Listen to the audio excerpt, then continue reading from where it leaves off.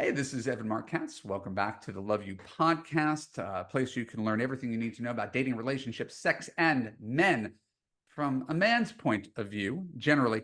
Um, Before we get started, if you are a regular listener to this podcast, please follow us on YouTube, follow us on Instagram, follow us on Spotify, give us a kind review on Apple. Those do make a difference in terms of how visible we are. And if you really like the podcast, share it with a friend.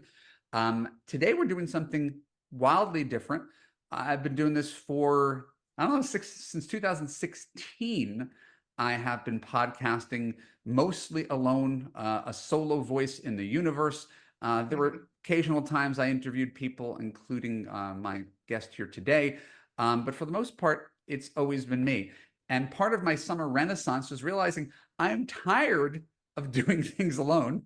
And I really, really want to be able to talk with people that I like and respect and love. And there is no one I like and respect and love more than my guest today. Her name is Carol Allen. Carol and she first had me on her radio show probably 15 to 20 years ago. She may be more precise in remembering. And 2006, 18 2000, years ago, baby. okay, so it was 18 years ago that we did that. And she is, again, I'll let her introduce herself, but she is a Vedic astrologer, dating and relationship coach, married for, look at that background, married for 25 years. 27 in 2 weeks. 27 years. Whoop, whoop. Right. So this is a woman who has wisdom, life experience, and we almost always land on the same exact dating and relationship advice, but we don't agree on almost anything else. So it's a really beautiful relationship because when it comes to this subject, we're going to give you a male-female perspective, and I'm going to keep on having her back because I think it's going to be more fun for me, and it's actually going to be more fun for you to listen than it is to me doing my little 15-minute shtick. So without further ado, welcome, Carol Allen. Oh my God, sweetheart. I'm like verklempt. What a beautiful introduction. Thank you so much. And I just want to say I'm a huge, huge fan of yours, and I've learned so much from you. And every single newsletter of yours that I read, I literally go like this. He did it again. You're just awesome. I just love you. And one of the things we disagree on is obviously I'm a woo-woo girl. I'm an astrologer. I'm a lifelong, hippie California girl. And I always say you don't believe in God, but you're doing God's work. So I bow down, and it's so great to be here. Hi, everybody. Yeah, no, again, this is thrilling for me. And I know for people who've been listening to this podcast for a long time, change is weird. So to have someone else sitting here who is an equal, right? I'm not interviewing her. We are just talking about dating relationship issues of the day. It might feel a little foreign to you. Don't tune out. Please, Carol's the best, and I really want you to give her and this format a chance before you decide. I liked it the old way. Of course you liked it the old way. That's why you were listening. I got to do stuff to keep things fun and interesting too. So I think you're going to enjoy this experiment. Carol, I don't know, I don't want to say the date because this is going to be aired a little bit later, but it's getting towards the end of the summer. What was the highlight of your summer? Oh my God, hands down. Going to Alaska with my husband. Neither of us had ever been there, and flying in a helicopter to a glacier. And it literally looked like the Tidy Bowl man took over a mountain. Like the brightest, bluest water you have ever seen, and all this ice and snow. And it was the most beautiful day. It was like hot out. Like, I don't know how the snow stays there, but it won't for long. but for now. Yeah, unbelievable. Total bucket list experience. And the pilot was this gorgeous hot blonde, platinum blonde, like 28-year-old. And my husband's an experimental aviation pilot. And I was like, oh my God, that is your dream, girl. I'm out. I tap out. Here's your hall pass. She was literally that's the kind living of thing, his dream life. That's the kind of thing you can do in your relationship. You could be like, hey Bill, if I kick off, if we crash this thing and I'm gone, she's yours for the taking. The life insurance, oh my God, the cabin you guys can build. Like, wow. Yeah, it was great. um, It was great. And you? and me, I just got back, a few weeks ago from our East Coast road trip. That's always our family thing, is taking the kids in a minivan and seeing new things. And again, to me, the crazy part was they do not care if they go to the Metropolitan Museum of Art, if they get to see their cousins and get to make little fake commercials on their iPad, or if they are at a relative's house and there's a cute dog and they could throw the ball in the backyard. Like, that is as great for them, which makes vacations a lot cheaper for us. So we're grateful, because we're like, oh, maybe we should go to Europe. There's absolutely no Europe on the table. It would be wasted on them, even though Oh, they're 12 and 13. yeah. There's at this point in time, there's no point in spending good money on that. Yeah. No, please don't. Take your new podcast co-host to Europe. I'll go. Right. Well, we'll talk about doing some sort of collaborative retreat here or there. Oh my Um, God. Amazing. so without further ado, today's topic is something that it's strange that something like this could be in the zeitgeist, because it's something that's been happening to women since the beginning of time, Oh, right? It's oh, been happening since the beginning of time, and yet it is sort of a topic of conversation du jour. And mm, the topic is menopause and oh, its effects on that. women, its effects on relationships. And I just wanted to sort of gently open up the topic, because I'm no expert, other than the fact that I'm a dating coach for smart, successful women, many of whom are over 50, and I have a Mm, wife who's about to turn 55. So that's my relationship with this. yeah. Carol, would you sort of step in, because you got there before I did? Yeah. Well, yes, ovaries are in the house today. So let's talk about this. Well, I just want to say menopause, I was so shocked when I went through it.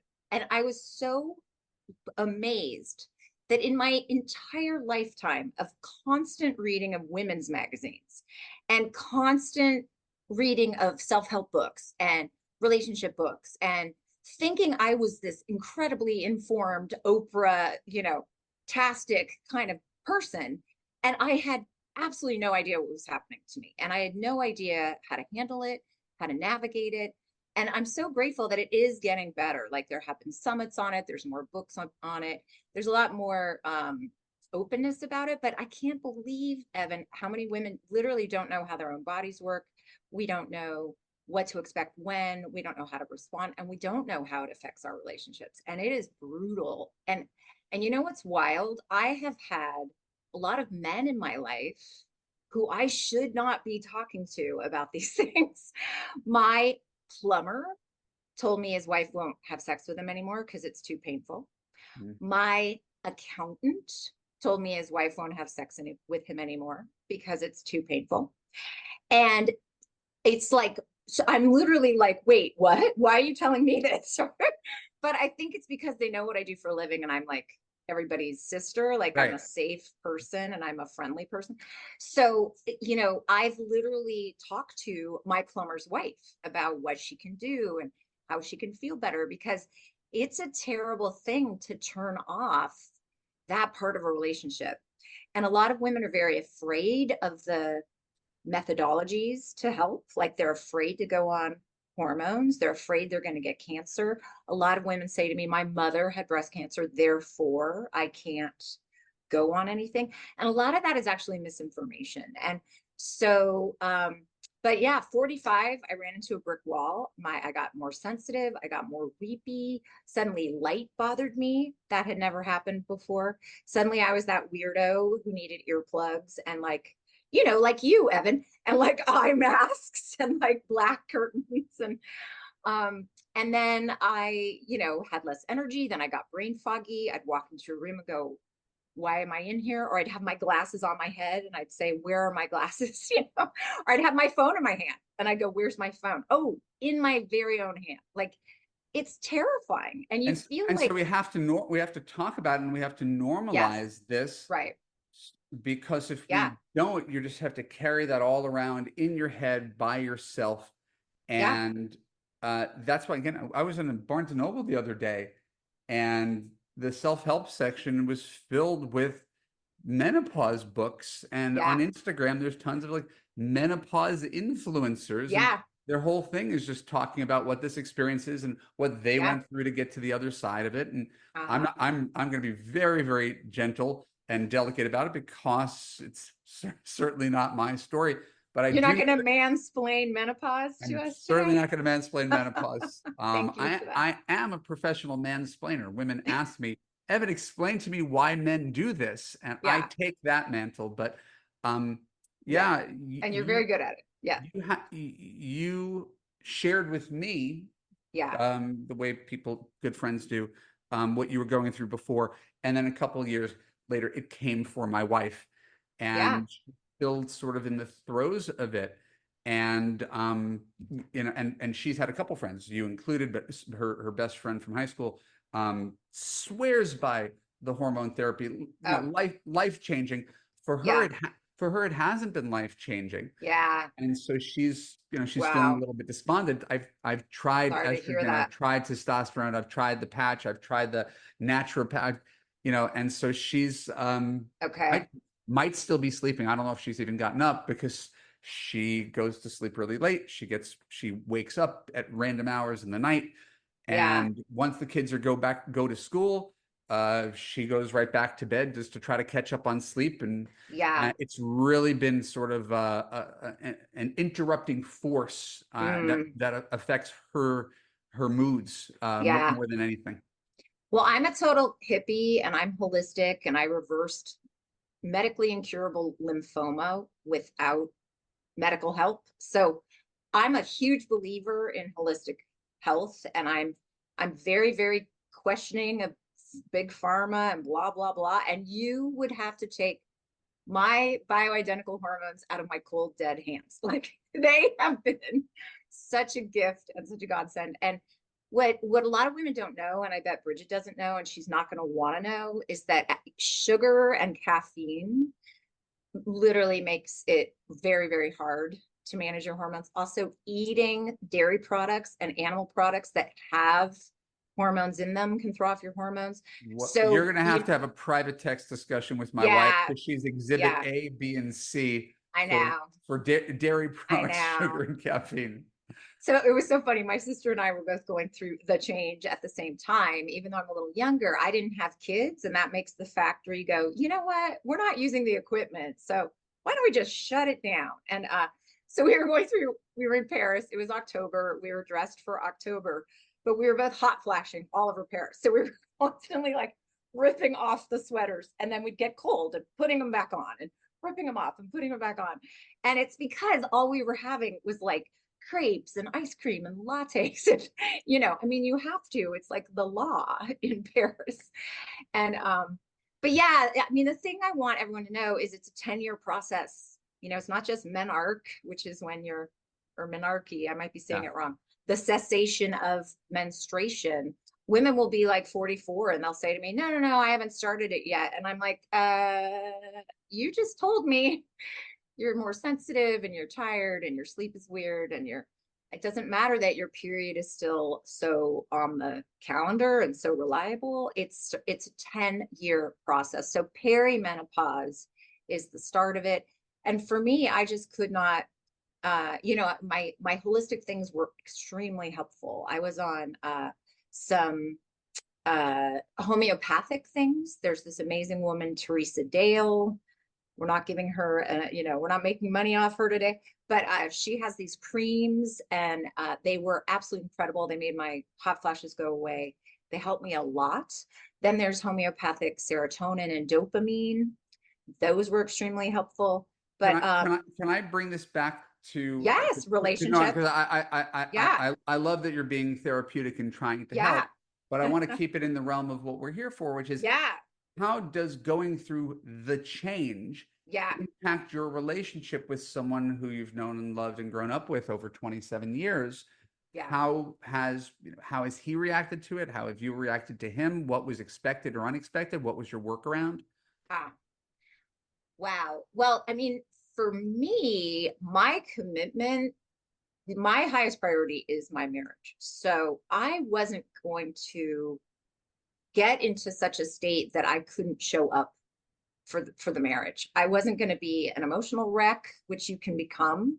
I wasn't going to be unable or unwilling to sleep with him. I mean, that just was not going to, that wasn't going to work for our lives. That just wasn't going to be a good thing. And so, but you know, it requires communication. One of the things that also happens is once women, you know, have less estrogen, is we kind of come out of, Evan, this estrogen coma we have been in since puberty that makes us want to connect with everyone and want to please everyone and want to do everything for everyone. We kind of snap out of this weird state. And it's why older women absolutely swear they would never trade their like self-confidence and self-esteem and capacity to say no for their old smoother skin and their better ass, right? Because estrogen makes us, it's the connector hormone, and it makes us put other people's feelings ahead of our own.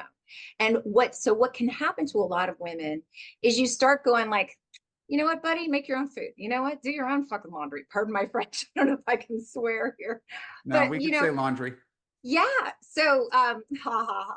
So you have to communicate about what's happening, and it's a great thing to become more authentic and to become less other directed. I mean, I had a woman in one of my retreats one time share. She was a Chinese medical doctor, and she said that the energy centers of of the body in a woman before menopause go to the womb, and that after menopause they go to the heart. So women do become more connected to themselves. And Mm. so if people can get through the process, the relationship can actually be better than ever.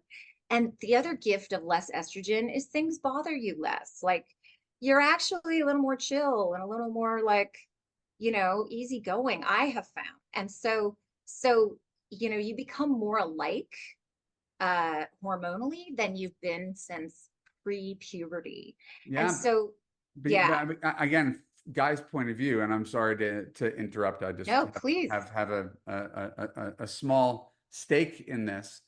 The I just don't give a fuck energy um is 180 degrees from Yeah. the woman I married, Yeah. who was the ultimate yes person, Yeah. right? And now she's like, I just don't have any energy. I don't have any desire.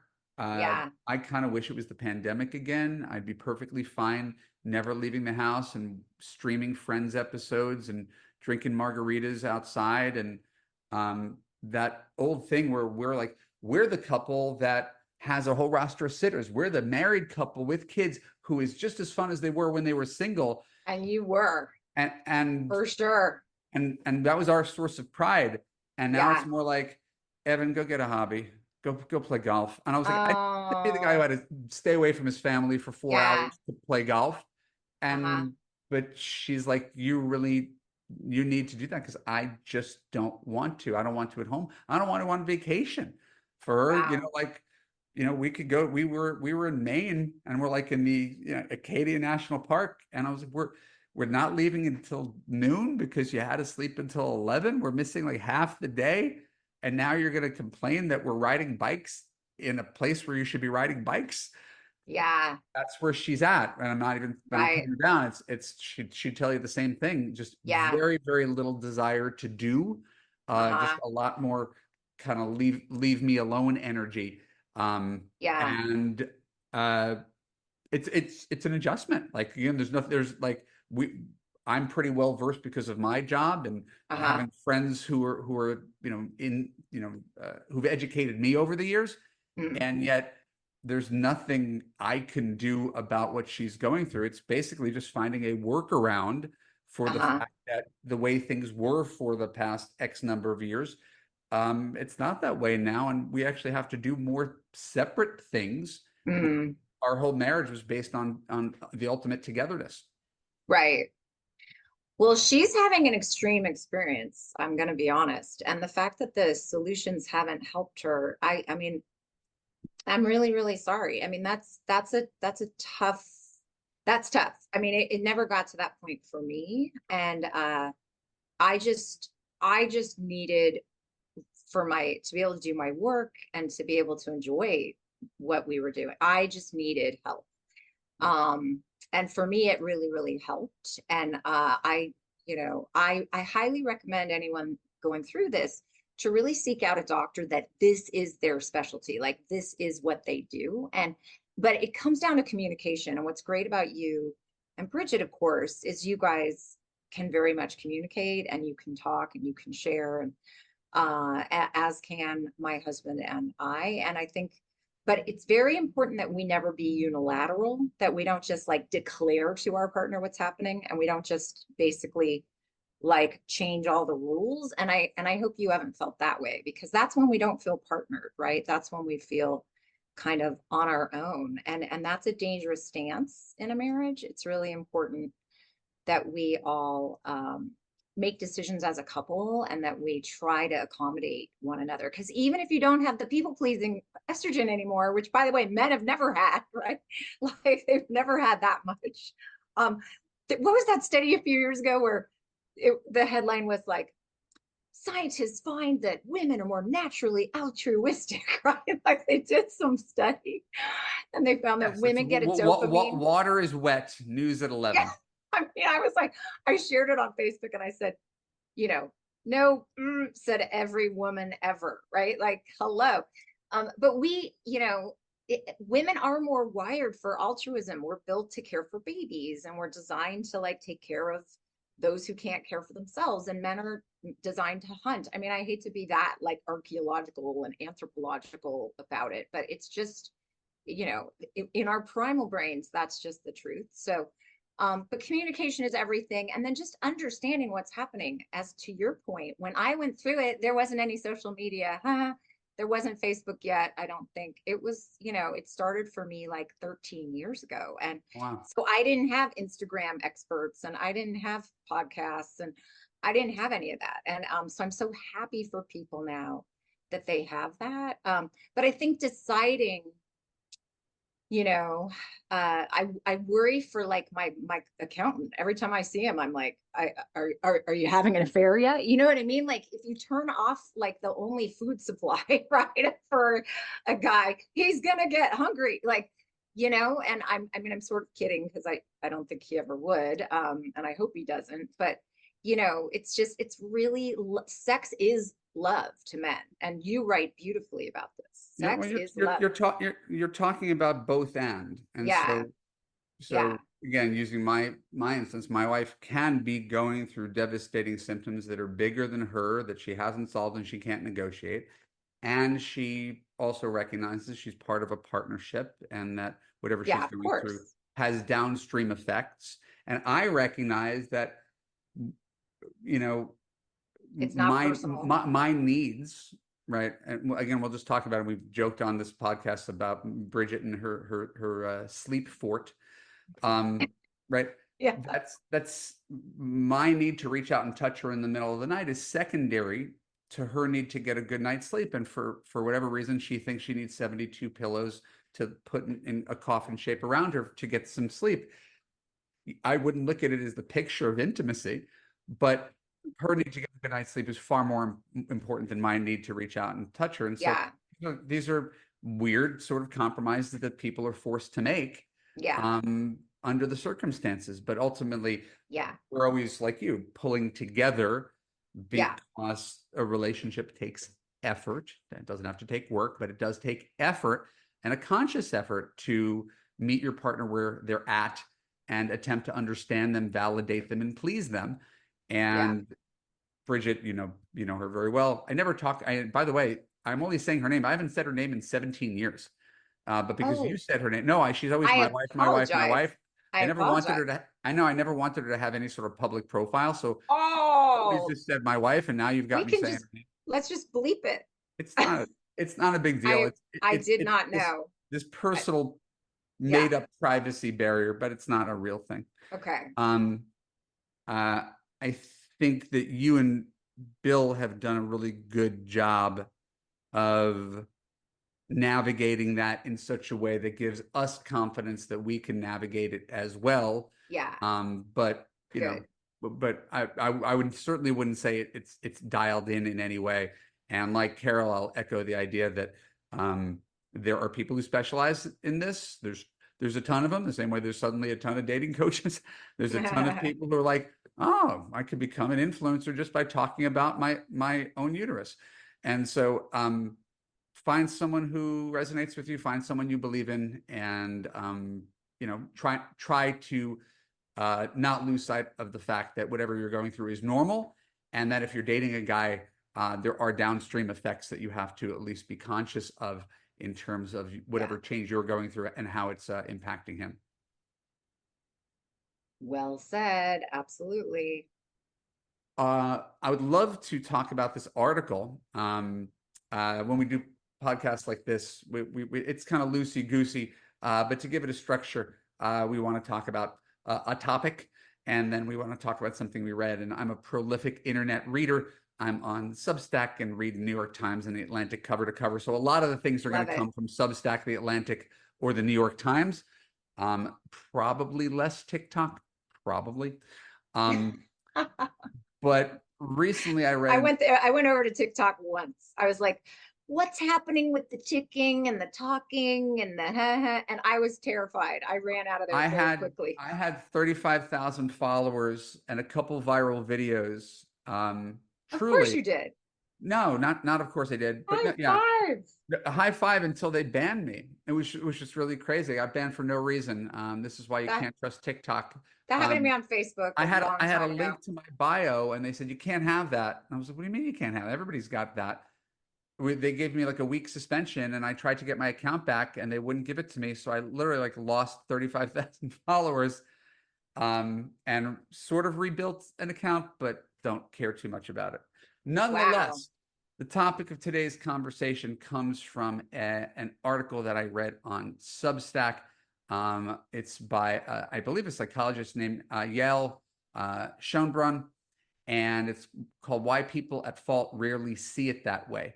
And Carol, what was your first reaction to reading this? Because for me, I write a lot, I read a lot. This was kind of like obvious yet mind-blowing.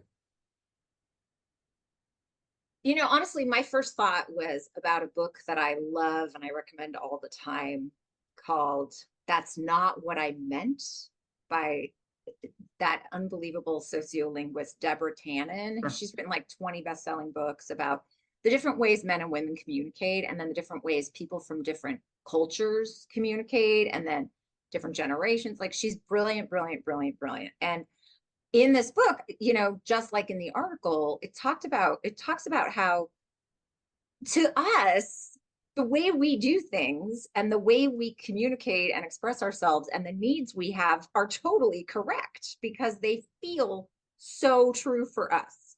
So we don't understand how the person that's supposed to love us the most and be on our side would even question that or would have a problem with any of that. And so there's this like assumption when you are in a serious relationship and someone tells you they love you, right?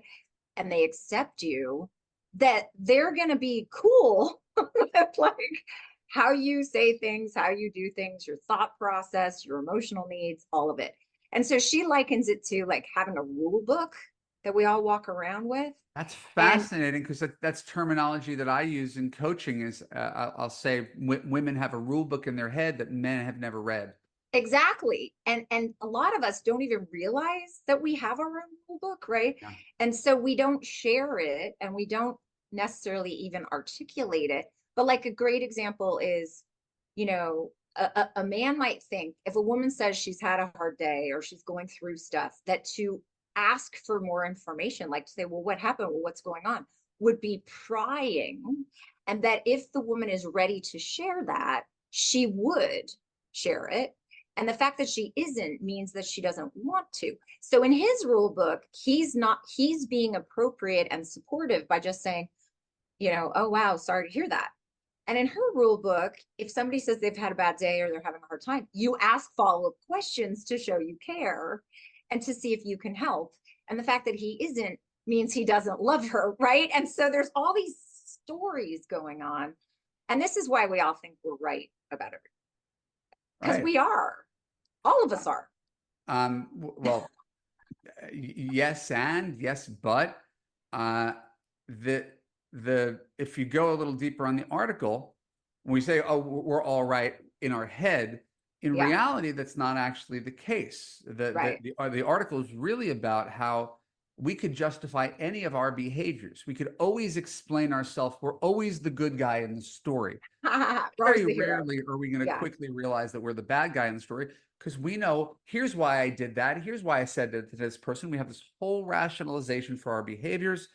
And perhaps objectively, that's not necessarily true. So in this article, I just want to cite these examples. This is what everybody does. This is directly from the article. Denial of responsibility. Right? What are you talking about? Denial of injury. You're not hurt. You just take your bad moods out on me because you use me as an easy target. Denial of the victim. You came at me first. I was simply defending myself from you.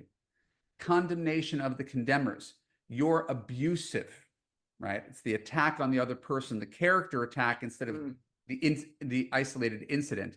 And then there's the concept of appealing to higher loyalties. Our therapist says you can't talk to me like that.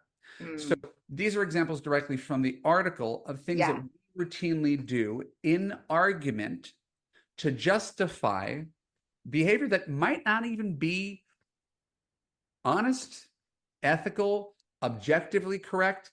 I think in most situations we could play there's a he said and she said, and we could find an overlap to find, right. It's very rarely mutually exclusive where one person's completely right and one person's completely wrong. It's mostly how different people value different things. So my first question to you, Carol, is what's an example of this from your relationship where either you or your husband dig in or have dug in, right, and rationalized and justified things even when you were wrong? And I know that's a challenging and surprising question because we didn't talk about it before, but That's okay.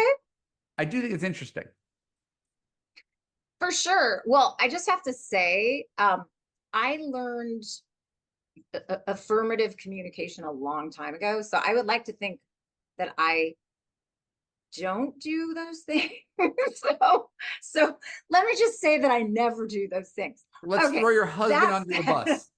Oh, he's terrible. But okay, kidding. An example is from 100 million years ago when we were first married. Because, like I said, it's our 27th wedding anniversary this month, and it's the 34th anniversary of when we met this month. Wow. So we have truly grown old together. Okay. Like if you saw pictures of us, we looked 12 when we met. It's hilarious. So a million years ago when we were first married, my rule book of how to be married and his rule book of how to be married looked very different. And we got to, even if you live with someone and you've dated somebody, when you get married, you have these unspoken expectations, right? And so I just thought, oh, we're going to eat together every night and we're going to, wait for each other at meal times and we're going to blah, blah, blah. And next thing you know, he's coming home and he's already eaten and I've cooked. And I'm like, wait, what? Like there was just a lot of stuff that was just like this. So we went to therapy. And what I would do is I would save the stuff I was upset about for when we were with her, because I wanted that like referee. I wanted that third person. I didn't necessarily want her to agree with me because I actually really liked that she stayed neutral, but I didn't feel safe or comfortable coming to him without her there. And so what of course happened is he started to feel ambushed every week, right? He started to feel like, oh my God, like the minute I walk in the room, it's the litany of like all my failings and failures, right? Like everything I've disappointed you about for an entire week. Forget this, right? So he tapped out at a certain point. And honestly, I have to say rightfully so, because that wasn't it wasn't a productive use but so anyway, that would be one example I would say. So when that thing about when I read that calling on a higher authority, I was like, oh yeah, I used to do that. Oh yeah, totally. And I think the reason these things become interesting is because Yeah. they are so universal. We might not do Yes. it all the time, but Yes. we remember a time that we did. Certainly obvious when our partners are doing that, right? It's always easier to hold up the mirror to them to Yeah. see when they get dug in. And it's So do ultimately you have an example since I shared a private moi. story? Yes. Um, No, it's not. The answer is not no, because that's would sound too precious. Like I don't make mistakes. But I've often Right. said the superpower that I have in my relationship is not that I say less stupid shit than any other guy does. It's that I'm actually quicker to apologize than any guy. Yeah. Yeah. My Um, husband's very good at yeah, apologizing I, too. I I tend not to Very double good. down on a mistake. Um, Uh-huh. and so our fights, end in 5 minutes, not long periods of time. Same with us, for Uh, sure, for sure. we're able to clean those things up. I think the harder part is when you're not. I think there's probably a tendency, if you are the relationship expert, you spend more time on this than your partner, and both of us have Yeah. partners who are not of this world. Right. You make yourself into the authority, right?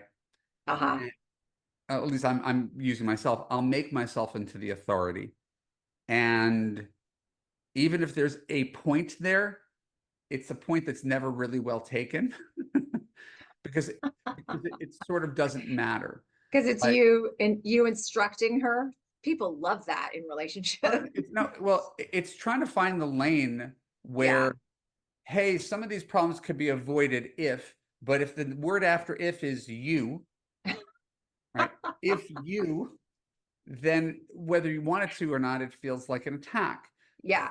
Have to get bad enough for people to make that change on their own. It's talked about it endlessly, about how my wife chooses to use her time, and it puts her behind the eight ball. I mean, she was. Yeah. I don't think I'm revealing too much. She was in tears the other day, and very common for moms to say, "I'm doing a terrible job. I just Oh, I see all these women and they're working moms and I'm a stay-at-home mom and they seem to be able to get it done and I can't get it done. yeah. And you and I could hug her and I could sympathize her and I could tell her she's doing a great job and I can mean all of those things. And I could also point out that sometimes the way she uses her time is not productive and that multitasking isn't really right. Like Isn't really possible. folding laundry while watching The Office for 3 hours. Probably if you tried to fold your laundry without The Office, you could have gotten done in a half hour, for an Yeah. example. And I don't want to like harp on that, but like there's a point where you're also getting on your own way, which is why you're finding yourself struggling more perhaps than some of your friends. But you're doing the best you can, and I love you and I appreciate you. It's also those, but that second part, but you, is nothing anybody wants to hear, Yeah. because we could all see someone else's flaws from the outside.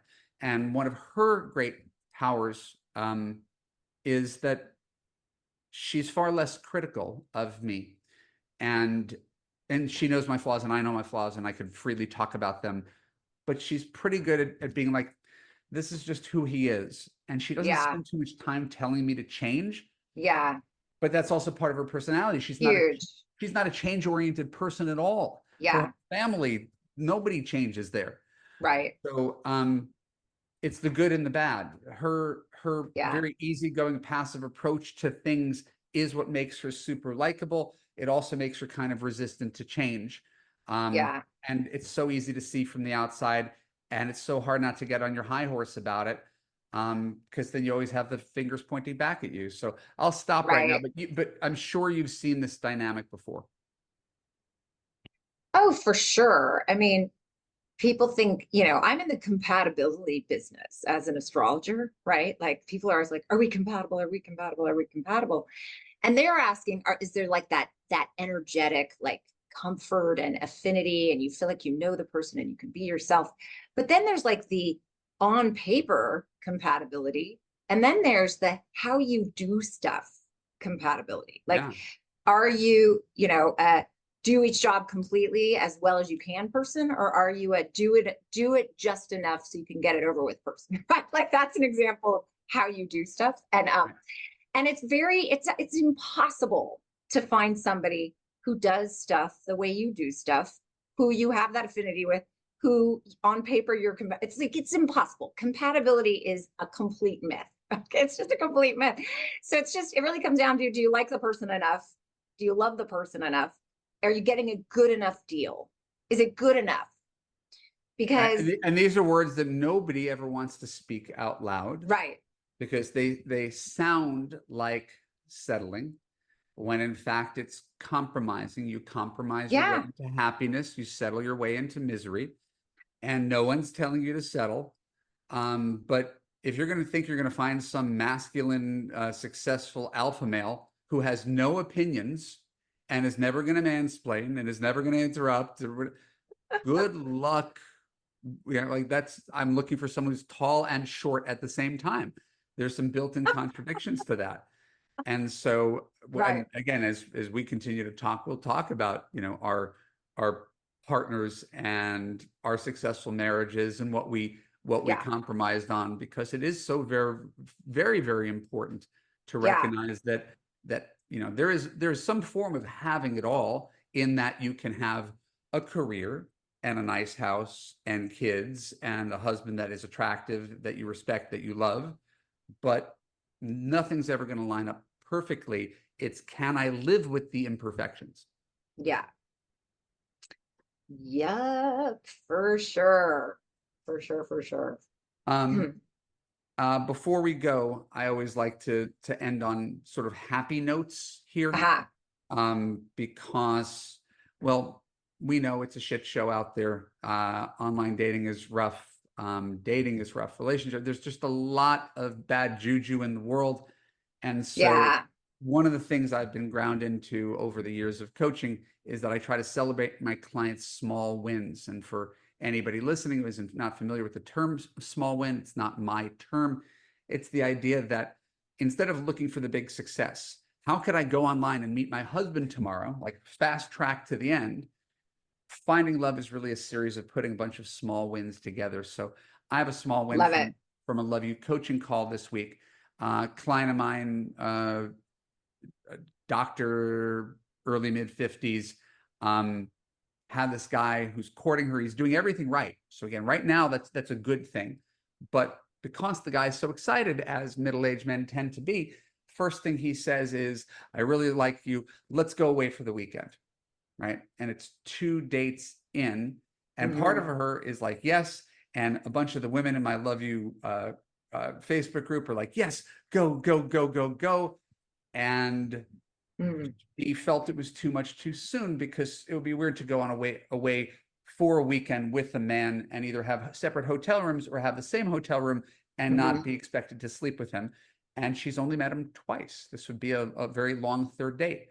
So she set a boundary and said, Brad, it's always Brad. Brad, I really like you. I've enjoyed getting to know you. I can't wait to see where this goes.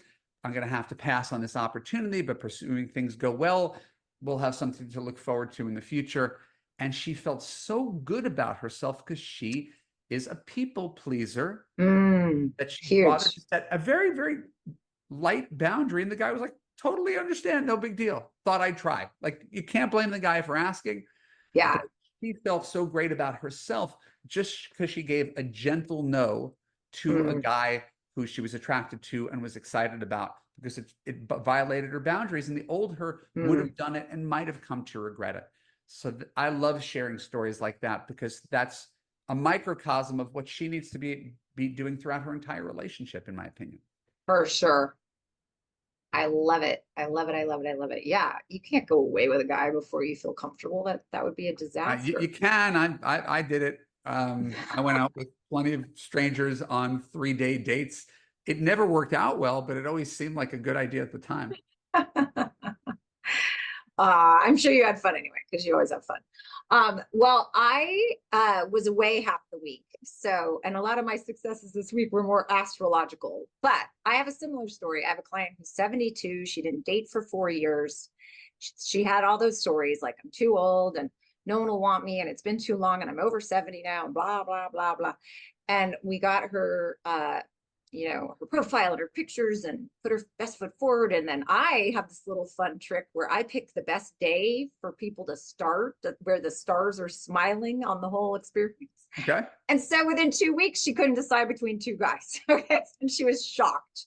She was like, this guy wants to be exclusive and this guy wants to be exclusive, and I like them both. And oh no, I mean, I met this one first, so I guess I have to. And I was like, huh? Same thing.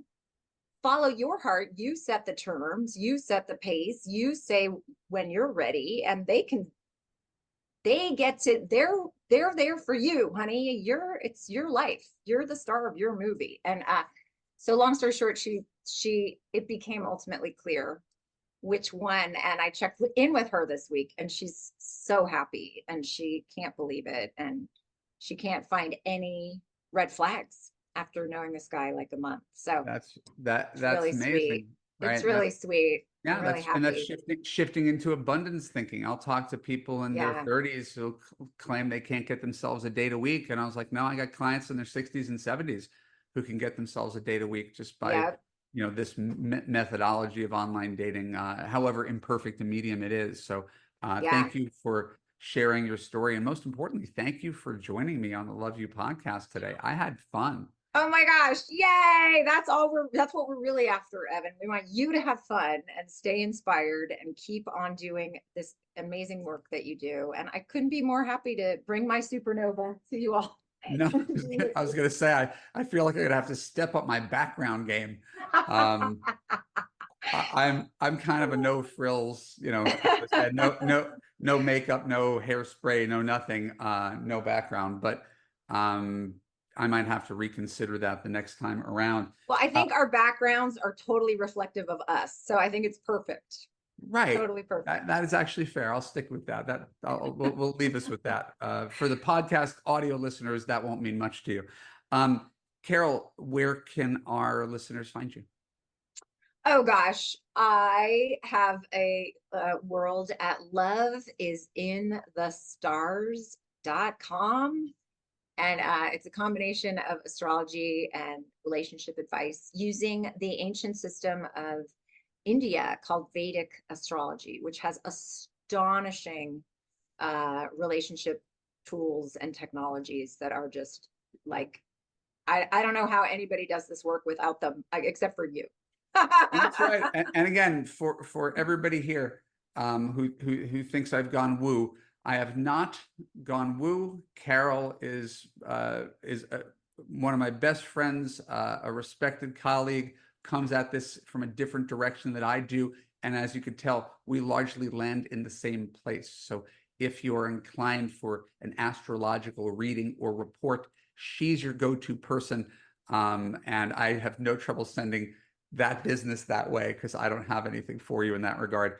My name is Evan Mark Katz. I am a dating coach for smart, strong, successful women. I want to thank you for being a part of the Love You podcast. If you enjoyed today's podcast, please give us a positive review, subscribe, share it with a friend. And most importantly, if you find this topic inspiring, if you find that you would like to have a relationship akin to what Carol has or what I have, if you are stuck and you figure that nothing works, please go to evanmarkkatz.com/now or /coaching. I keep on changing my mind, and book a free call. We'll figure out how to get you on the right track. I love you. I appreciate you. I thank you for being a part of this, and I look forward to talking to you soon. Bye-bye.